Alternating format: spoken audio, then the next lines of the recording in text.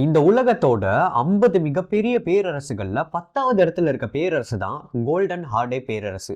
மன்னர் ஜெங்கிஸ்கானோட மங்கோலிய பேரரசுல இருந்து பிரிஞ்சு வந்த ஒரு பேரரசு தான் இந்த கோல்டன் ஹார்டே பேரரசு. சாராய் பெர்கேன்ற நகரம் தான் இந்த பேரரசோட தலைநகரமா இருந்திருக்கு.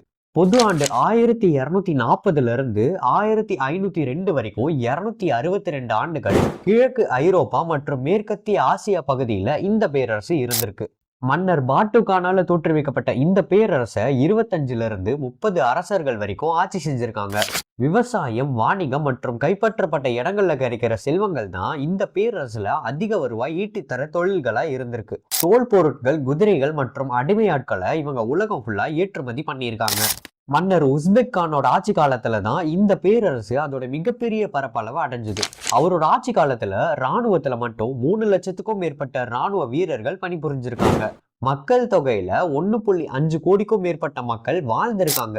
48 லட்சம் சதுர கிலோமீட்டருக்கும் மேல இந்த பேரரசோட பரப்பளவு இருந்திருக்கு. உள்நாட்டு பிரச்சனைகள் மற்றும் பலவிதமான படையெடுப்புகளுக்கு அப்புறம் 1502வது ஆண்டுல இந்த பேரரசு வீழ்ச்சி அடைஞ்சிருச்சு. என்னோட அடுத்த பதிவுல இன்னொரு பேரரசை பத்தி நான் சொல்றேன். விருப்பம் இருக்கவங்க இந்த பக்கத்தை பின்தொடர்ந்துட்டு உங்களோட நண்பர்களுக்கும் இந்த பதிவை அனுப்பிச்சிருங்க.